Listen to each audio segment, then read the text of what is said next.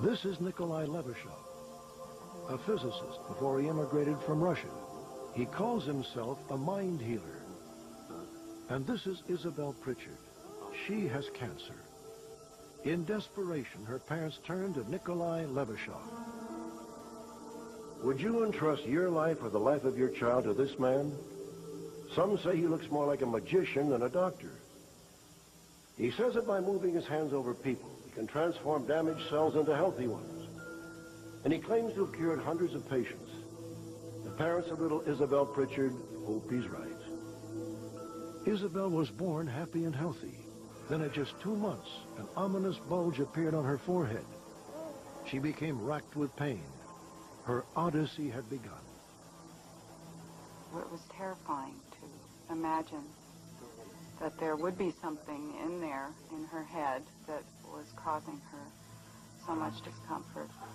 What we had to tell the family is that this more than likely was a very malignant growth. If surgery was not done, Isabel would not have lived more than a few weeks due to the elevated pressure on her brain. Dr. Muhonen immediately operated on Isabel. He removed a tumor bigger than her fist from the baby's skull. Tragically, the growth was malignant. There was no way to stop it from recurring. I was not in any way prepared to hear that it was malignant and that there was no cure.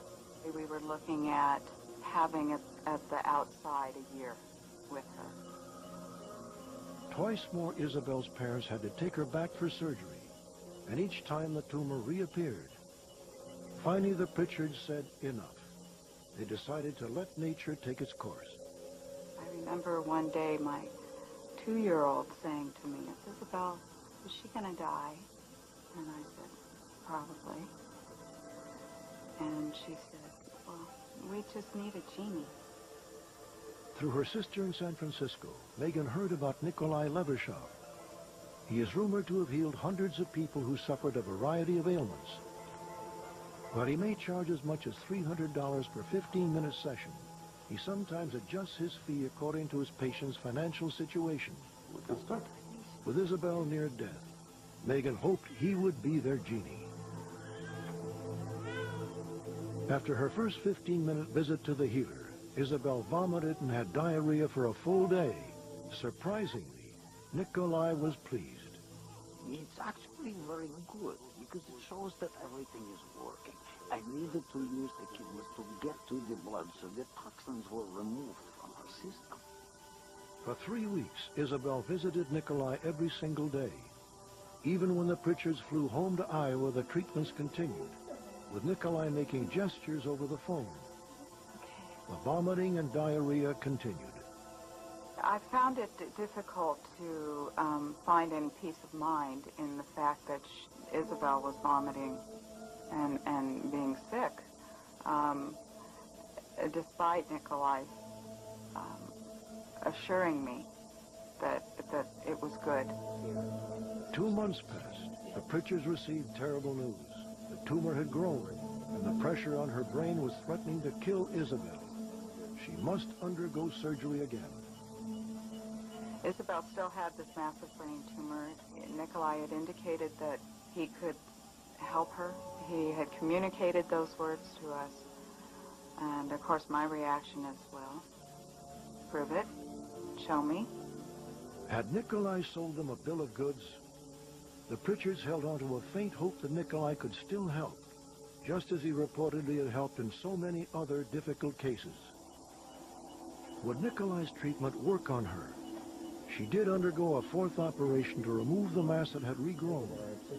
This time, Dr. Muhonen found that the tumor had changed.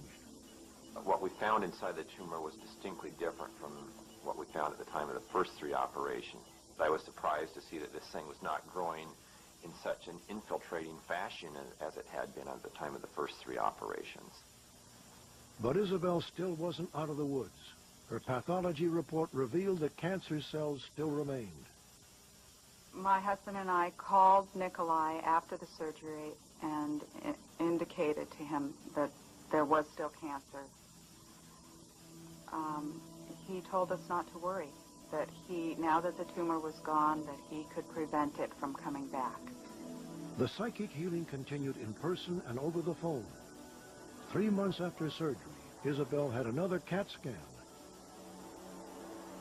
Remarkably, it showed for the first time her tumor had not grown back. We, broke down. I think all three of us, in amazement and awe and joy and elation, and it was just an unbelievable moment. I cannot tell you what ultimately gave this child her cure, at least her cure to this date. Perhaps it was a combination of surgery coupled with the fact that she got treatment from the Russian physicist. I don't think we'll ever know the answer. Isabel is now an active 5-year-old who recently started kindergarten. There is no doubt in my husband's and my mind that Nikolai played a radical role in her recovery. He was the only ingredient that we added to an unsuccessful approach. So what was it that cured Isabel Pritchard?